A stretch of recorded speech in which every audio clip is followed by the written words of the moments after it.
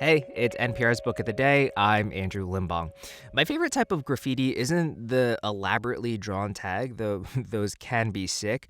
But at least around my neighborhood, sometimes you'll see some phrase or sentence that toes the line between pretentious poetry and like bong hit nonsense. That kind of phrase, written obviously by a couple teenage friends, is at the center of today's book. It's called Now Is Not the Time to Panic by Kevin Wilson, and he told NPR Scott Simon about how he was inspired by his own friend from childhood and how he'd hoped the book would give them a reason to reconnect. But then his friend died suddenly, and now the book is a reason to remember. I'm going to ask Kevin Wilson to read a line that sets off so much in his new novel. Now is not the time to panic. Mr. Wilson? The Edge is a shanty town filled with gold seekers. We are fugitives, and the law is skinny with hunger for us. Whatever those words may mean. Two teens, Frankie and Zeke, growing up in Coalfield, Tennessee in the 90s, turned them into an art project, a much reproduced poster that becomes a national phenomenon.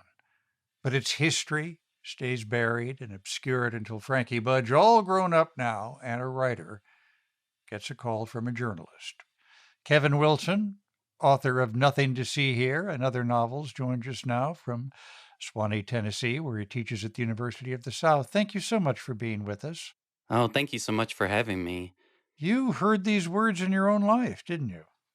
Yeah, this goes all the way back to the summer after my freshman year of college, which would have been, I think, 97. I was living in an apartment with my cousin and his best friend, whose name was Eric Haley, who had gone to NYU Film School. He'd finished up grad school for acting and was moving after the summer to Los Angeles to be an actor. Mm-hmm. And that summer we made movies. He was kind of super charismatic, and I was working for the medical center at Vanderbilt, where my job was to type the policy and procedures manual and put it online. And I got so bored, I just started making up stuff and putting it in there. And I figured no one would ever notice or see it. I was just writing random things in all the policies. And I asked Eric if he wanted to add something. And gave me a version of that line. The minute he said it, it just kind of exploded in my brain. And I've held on to it ever since.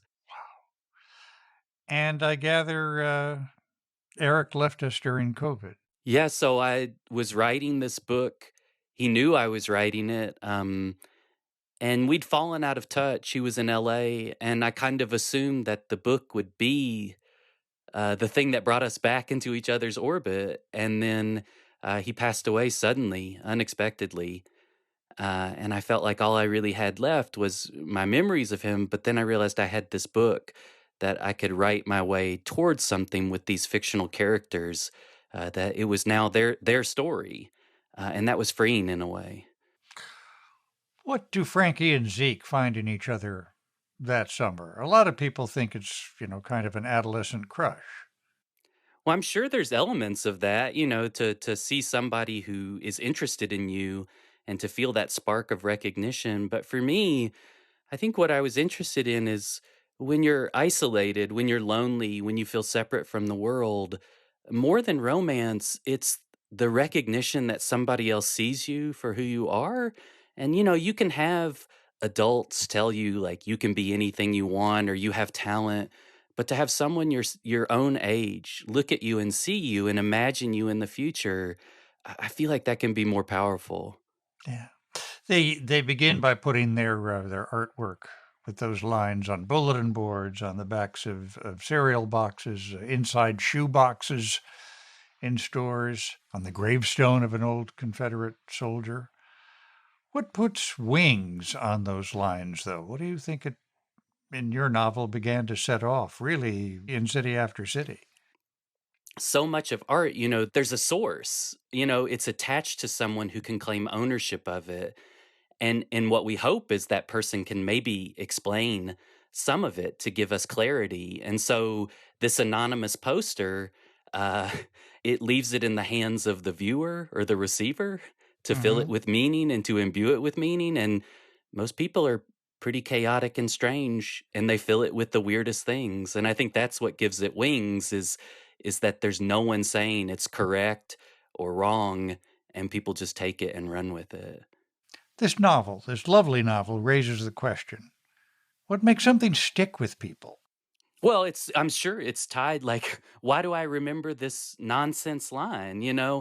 It's because a person that I loved, who meant the world to me, who was one of the first people to tell me that I could make art, said it, right? And so I held on to it, because when I would say it in my head, I wasn't just hearing the line, I was remembering myself at 19 years old, not sure of what I was going to do, and having this other person show me this little sliver of light that I could walk towards if I wanted to.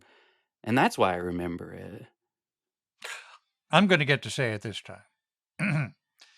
The Edge is a shanty town filled with gold seekers. We are fugitives, and the law is skinny with hunger for us. I think it almost means something. Oh, it's just so nice to hear someone else say it instead of just rattling around in my head, honestly. It's quite beautiful, and I don't know why, and I guess that's the point. Yeah, I've had 25 years with it, and I still haven't figured it out. Kevin Wilson, his novel, Now Is Not the Time to Panic. Thank you so much for being with us. Thank you. I really appreciate it.